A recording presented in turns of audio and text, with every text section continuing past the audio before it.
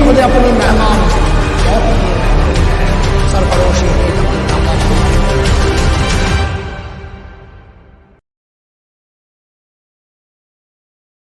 Hello students, once again I welcome you to the online platform of Shield Defense Academy.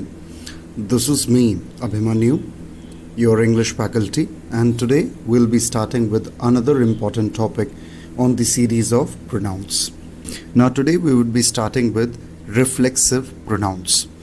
What is reflexive pronoun? First of all, let me tell you the weightage of this particular topic. ये topic जो है आपके paper में बहुत ज़्यादा काम तो नहीं आएगा, but definitely you can encounter 1 और maximum 2 questions out of it, right? So that is why it becomes imperative कि हम इसको ध्यान से थोड़ा सा समझें, और इसका एक बेसिक कॉन्सेप्ट है, इसको अगर हम समझ ले definitely I am very sure you can certainly score the full marks in the given questions. Fine. So without any delays, let us get started with our topic for the day, reflexive pronouns. Please look at your screens. You can see what is a reflexive pronoun. Reflexive pronoun कैसे बनता है, ये होता किस type का pronoun है. पहली बात देखिए, आप सामने देख पा रहे होंगे लिखा है personal pronouns plus self or selves, right? What do we mean? किसी भी पर्सनल प्रोनाउन में अगर पर्सनल प्रोनाउन के बाद अगर हम सेल्फ लगा दें या सेल्व्स लगा दें, ये सेल्फ और सेल्व्स क्या होता है? सेल्फ लगता है सिंगुलर प्रोनाउंस में और सेल्व्स लगता है प्लूरल प्रोनाउंस में. एग्जाम्पल देखिए, नीचे क्या लिखा है. जैसे for example my self. My self क्या होता है? एक व्यक्ति के लिए होता है, राइट? तो ये सिंगुलर होगा, इसीलिए ध्यान से देखिए यहाँ पे क्या लिखा है, माई सेल्फ होगा. फाइन. सिमिलरली हिमसेल्फ, हिमसेल्फ भी किसी एक इंसान के लिए होता है. हरसेल्फ, इटसेल्फ और इसके अलावा योरसेल्फ. फाइन. तो ये आपके क्या होते हैं, पर्सनल प्रोनाउंस में अगर हम सेल्फ जोड़ देते हैं तो इसे हम रिफ्लेक्सिव प्रोनाउन कह देंगे. यानी my self, himself, herself, itself और योरसेल्फ, ये आपके क्या हैं, रिफ्लेक्सिव प्रोनाउंस हैं. ओके. अब देखिए दूसरे कॉन्सेप्ट पे आइए. सेल्व्स. सेल्व्स कब लगता है? सेल्व्स प्लूरल प्रोनाउंस में लगता है. प्लूरल प्रोनाउंस कौन कौन से हैं? जैसे कि आवर. आवर किससे बना होता है? वी से. वी आपका क्या होता है? Plural pronoun. तो वी से क्या बनता है? आवर. तो अगर हम आवर में रिफ्लेक्सिव प्रोनाउन अगर हम आवर का बनाना चाहेंगे तो हमें सेल्फ नहीं बल्कि सेल्व्स लगाना होगा. SELVES प्लूरल हो जाएगा इसका. फाइन. तो कोई भी अगर प्लूरल प्रोनाउन होगा, उस अगर आपको उसका रिफ्लेक्सिव प्रोनाउन बनाना है तो आपको सेल्व्स लगाना होगा, ये याद रखिएगा. So our selves, them selves, your selves. अच्छा, please notice one thing, singular में भी हमने सेल्फ योर लगाया है, प्लूरल में भी हमने योर लगाया है. क्यों? क्योंकि यू से बना है योर. यू सिंगुलर भी होता है, यू प्लूरल भी होता है. होता है कि नहीं होता है? अगर आप किसी एक व्यक्ति से बात करते हैं सामने, तब भी आप उसको यू बोलते हैं, और अगर आपके सामने 10-15 लोग हैं तब भी आप सबको संबोधित अगर आप करना चाहेंगे तब भी आप क्या बोलेंगे? यू, है ना? यू का यूज़ तो हो नहीं जाएगा प्लूरल में, इसीलिए यू चेंज नहीं होता. तो इसीलिए जब हम सिंगुलर बोलेंगे किसी एक व्यक्ति से, जैसे please do this work by your self, right? और अगर कई सारे लोग होंगे सामने और उन सबसे हमको बोलना होगा, so you people please do this work your selves हो जाएगा. ओके. तो आई होप आपको एक क्लियर हो गया होगा सेल्फ और सेल्स के बीच का डिफरेंस क्या होता है. तो चाहे सेल्फ लगा के बनाइए चाहे सेल्स लगा करके बनाइए, होता वो रिफ्लेक्सिव प्रोनाउन है. ओके. आई होप इतनी बात आपको समझ में आ गई होगी. ठीक है. तो अब हम आगे बढ़ते हैं. जैसे एग्जाम्पल के तौर पे हम लेते हैं, जैसे I can do this work my self, right? Please do this work your self. He will do this work himself, right? So इस तरह से अगर हम कोई भी वर्ड में सेल्फ या सेल्स लगा देंगे तो वो रिफ्लेक्सिव प्रोनाउन हो जाएगा. ओके. चलिए अब हम आगे बढ़ते हैं.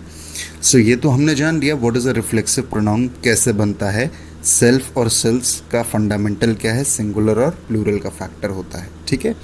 चलिए अब हम आगे बात करते हैं. अब इस प्रोनाउन को जो हमने जाना है, my self, him self, them self, इसको पेपर में क्या इसका यूज़ होगा, क्वेश्चन कैसे आएगा अगर क्वेश्चन आना होगा, तो क्वेश्चन के ऊपर अभी हम बात करेंगे, लेकिन उसके पहले आप देखिए एक इम्पॉर्टेंट स्टार लगा करके, एस्ट्रिक्स मार्क लगा करके एक नोट्स लिखा है, कुछ वर्ड्स लिखे हैं आपके सामने।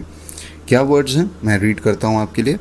Enjoy, adjust, equity. एक्विट का मतलब क्या होता है बताइए।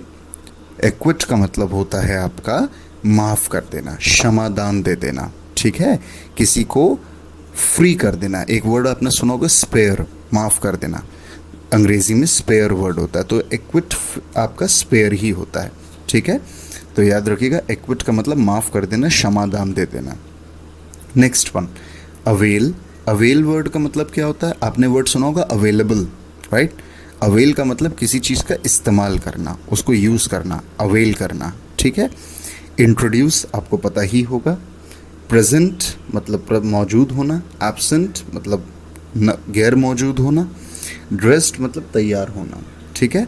सो इन वर्ड्स के साथ याद रखिएगा, ये जो वर्ड्स मैंने आपके सामने अभी बोले हैं, enjoy, adjust, acquit, avail, introduce, present, absent, dress, right, ये सारे वर्ब्स हैं। All of these are verbs, क्रियाएं हैं, ठीक है।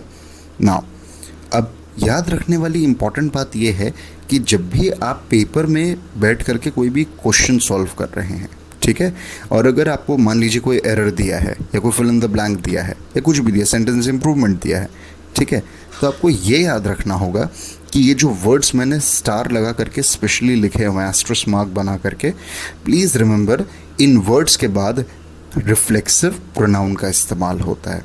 किसका इस्तेमाल होता है? रिफ्लेक्सिव प्रोनाउन का। किसके बाद होता है? इन वर्ड्स के बाद। Let us see some examples. देखिए एग्जांपल नंबर 1 देखिए, we went to Shimla and had enjoyed, full stop. यहाँ तक एक सेंटेंस मान लीजिए आपको पेपर में दिया है, ठीक है, मान लीजिए इस तरह से आपको एरर दिया है, so we went to Shimla and enjoyed, ये सेंटेंस इनकम्प्लीट है, इसीलिए सेंटेंस क्या होगा? गलत होगा। दिस इज रॉन्ग, ऐसे नहीं बोला जाएगा। We went to Shimla and enjoyed. Enjoyed what? क्या एंजॉय किया आपने? आपने ये बताया तो नहीं। सो इन दिस केस जहाँ पे देखिए एंजॉयड दिया है ना, यहाँ पे पहला वर्ड क्या है? एंजॉय, और यहाँ सेंटेंस में भी क्या लिखा है? एंजॉयड, ठीक है। सो एंजॉयड जो है आपकी वर्ब है, और देखिए एक सिंपल सा फैक्टर बताता हूँ, आप लोगों ने पढ़ा होगा subject plus verb plus object. तो इन दिस केस जैसे आप देख रहे होंगे वी सेंटेंस के स्टार्टिंग में दिया, वो आपका क्या है? सब्जेक्ट है। एंड में देखिए क्या दिया? एंजॉयड। एंजॉयड क्या है आपकी? वर्ब भी तो है, एंजॉयड भी तो एक वर्ब है ना। तो subject plus verb plus object missing है यहाँ पे, तो उस ऑब्जेक्ट की कमी पूरी करने के लिए हमें एक रिफ्लेक्सिव प्रोनाउन लगाना होगा। फाइन, और जैसे ही हम रिफ्लेक्सिव प्रोनाउन लगा देंगे ये सेंटेंस करेक्ट हो जाएगा। देखिए एग्जाम्पल, इसका आंसर क्या दिया है नीचे? We went to Shimla and had enjoyed ourselves लगेगा। क्या लगेगा? Ourselves. क्यों लगेगा? क्योंकि एज अ सेड ये जो वर्ड्स दिए गए हैं आपके सामने, all of these words are what? इनके बाद हमारा रिफ्लेक्सिव प्रोनाउन लगता है। इनके बाद अगर रिफ्लेक्सिव प्रोनाउन नहीं लगा है, इसका मतलब सेंटेंस इनकम्प्लीट होगा, क्योंकि अगर ऑब्जेक्ट मिसिंग होगा सेंटेंस में से, इन दैट केस वहाँ पे हमें ऑब्जेक्ट की कमी पूरी करने के लिए कुछ लगाना पड़ेगा, और वही कमी फिल इन करने के लिए हम क्या लगाते हैं? Reflexive pronoun. जैसे कि अगर आपसे, आप खुद ही सोचिए, जैसे आपने किसी से बोला today I enjoyed a lot, right, आपने किसी से बोला today I enjoyed a lot, आज मैंने बहुत एंजॉय किया, तो सामने वाला पूछेगा ना, हाँ भाई क्या किया फिर तुमने, ऐसा क्या कर लिया तुमने आज जो तुमने बहुत एंजॉय कर लिया। So somebody is going to ask you, आपसे कोई कुछ पूछेगा, हाँ भाई अच्छा तो फिर क्या किया था, कहीं घूमने गए थे, कहाँ गए थे, दोस्तों के साथ गए थे, क्या करा, मूवी देखी, व्हाटएवर। लेकिन एंजॉयड, आपने एंजॉय किसी चीज़ को ही किया होगा, या कहीं किसी लोगों के साथ एंजॉय किया होगा, किसी चीज़ को एंजॉय किया होगा, तो वो ऑब्जेक्ट मिसिंग है, राइट। इसीलिए यहाँ पे हमने देखिए क्या लगाया है? We went to Shimla and had enjoyed our selves. Our selves ही क्यों? कुछ और क्यों नहीं लगा है यहाँ पे? क्योंकि देखिए स्टार्टिंग में क्या लगा है? वी, और वी से क्या बनता है? आवर, तो वी से आवर बनता है, तो आवर सेल्व्स लगेगा। याद होगा आपको सेल्फ और सेल्स में क्या अंतर होता है, मैंने आपको बता दिया। प्लूरल के साथ सेल्स लगता है, इसीलिए यहाँ पे क्या लगा है? We went to Shimla and enjoyed our sales. Okay, I hope आपको ये क्लियर होगा, थिंग्स वुड बी क्लियर. चलिए, coming on to the second sentence, second example. The जज एक्विटेड ऑफ द क्राइम. मतलब जज ने क्राइम मतलब कोई भी गुनाह, राइट, उससे माफ कर दिया.